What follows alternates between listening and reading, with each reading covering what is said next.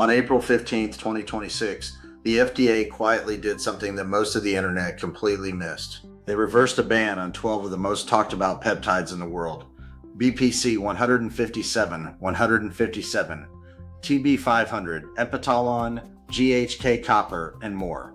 If you've been following this channel, you know these aren't random names. These are the peptides everyone's been asking about. And for the last 2.5 years, they were essentially in regulatory limbo. So what actually changed? What does this mean if you're researching these compounds? And more importantly, what happens next? Let's break it down. Back in 2023, the FDA created a new system for classifying compounding substances, Category 1, 2, and 3. Category 2 was the danger zone. If a peptide landed there, compounding pharmacies couldn't legally make it, full stop. No prescriptions, no exceptions, unless the FDA specifically said otherwise.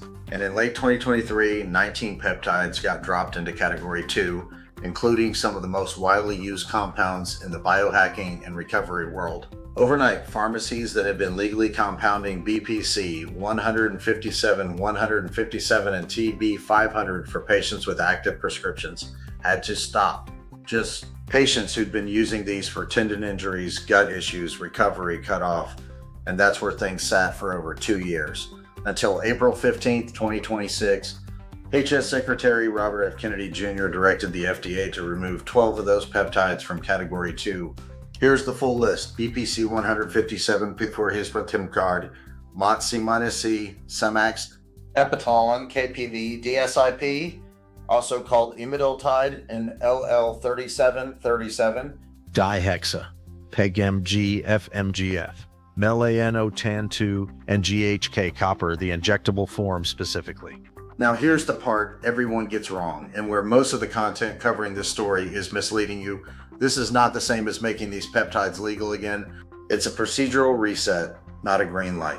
Removal from Category 2 just means pharmacies might eventually be allowed to compound these again pending another round of review. It's like getting taken off a no-fly list, but you still need to go through security before you can board the plane. The next gate is something called the PCAC, the Pharmacy Compounding Advisory Committee.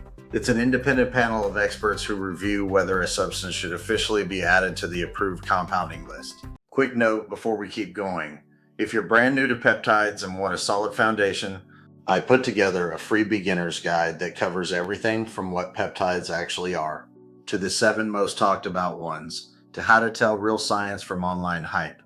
It's called the Peptide A to Z Beginner's Guide, and it's completely free. Link is in the description. Grab it. It'll make everything we talk about on this channel click a lot faster.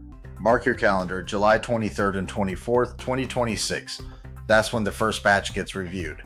BPC 157, 157, TB 500, MOTS, CBC, KPV, Semax, Epitalon, and DSIP, both the acetate and free-base versions of each, which matters because the FDA is treating those as separate evaluations. The remaining peptides, including GHK-Cu, are expected to go through review in early 2027, with GHK-Cu specifically scheduled for February 2027. Even in the best case scenario, a unanimous, enthusiastic PCAC recommendation in July, we're probably looking at late Q3 2026 at the earliest before any of these are legally compoundable again.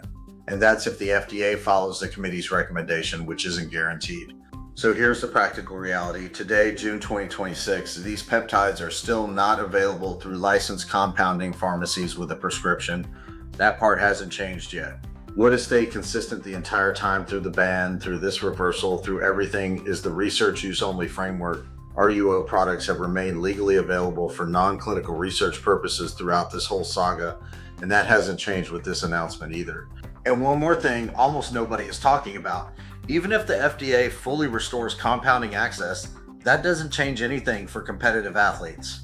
BPC 157, 157, TB 500, and most growth hormone secretagogues are still on WADA's prohibited list. 2 completely separate systems, compounding legality and anti-doping rules, don't move together. Here's why I think this moment matters, beyond just the regulatory details.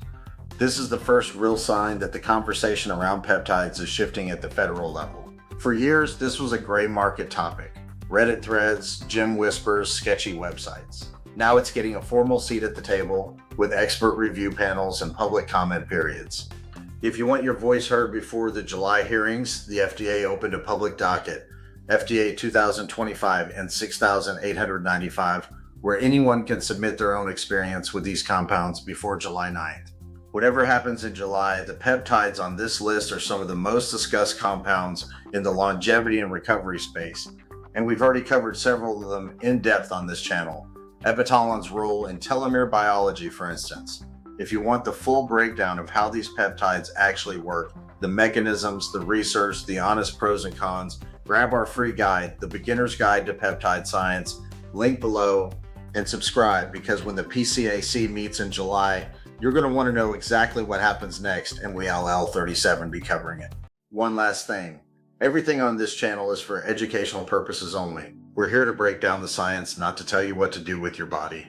Nothing in this video is medical advice, and nothing here should be taken as a recommendation to use any specific compound or substance. Always talk to a qualified healthcare professional before making any decisions about your health. We take that seriously, and we think you should too.